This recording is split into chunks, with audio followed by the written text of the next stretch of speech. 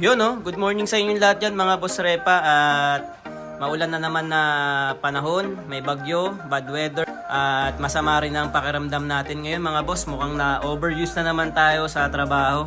Inisipon, inuubo, tsaka ayun na nga, inuubo tuloy. Pati medyo para tinatrangkaso na naman tayo.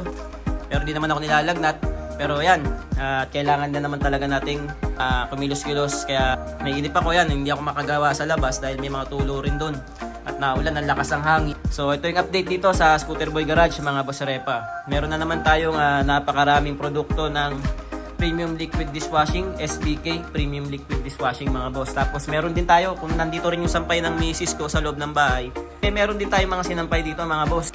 Yan, ito na yung update naman sa kaha ng Aprilia. Yan kulay dilaw na siya, orangey yellow ang ginawa ko, kinalabasan.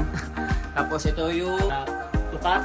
Ayan, binaba natin kasi nung isang gabi napakalakas din ng hangin tsaka ng ulan. Hindi ako makatulog ng maayos. Nababother ako kaya ginawa ko from do sa taas namin, do sa taas.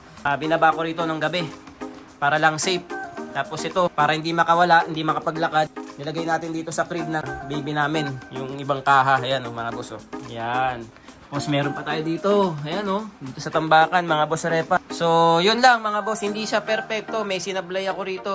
At nagtanong-tanong na tayo sa mga kaibigan nating expert. At shoutout kay Boss Madrid, nasa Canada. Maraming salamat sa mga input sa payo sa pagpipintura. So yan, sa lahat din ng gustong umorder pa ng Marus Max, meron pa tayong 3 sets. Ito, na to, pan-display na lang yan. May 3 sets pa tayo dyan. Pan-disc brake, Honda Dio 123. Sa mga gusto dyan mag-convert na ng tawag dyan, ng disc brake, marami tayong option. Pag naka-disc brake na kayo, pwede kayong magpalit ng iba't ibang caliper, ng iba't ibang shock, bracket, may iba't ibang kulay. So yun, marami tayong options mga boss kapag naka-disc brake na tayo. So advice ko, magpalit na rin kayo ng disc brake assembly. So yan, maririnig nyo rin sa background natin na yan, ang lakas ng ulan. May pabugso-bugsong hangin na malakas tsaka ulan.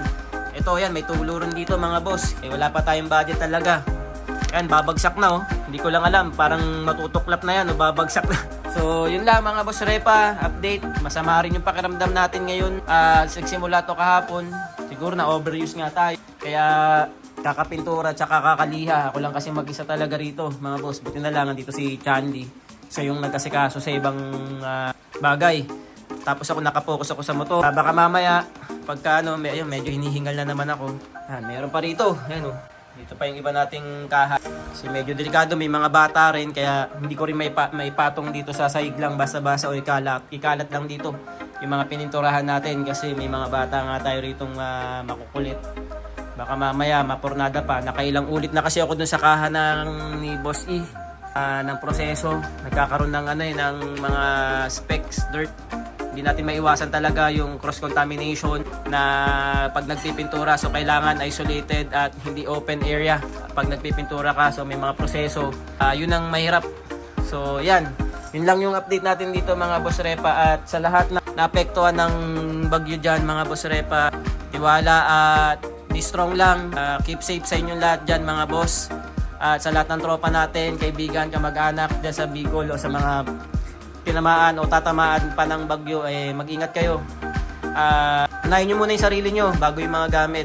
Pero kung kaya nyo namang pati sabay-sabayin, number 1, syempre yung kalagayan natin at yung safetyness ng sarili at ng pamilya natin at ng mga nasa environment natin. So yun lang mga boss Repa.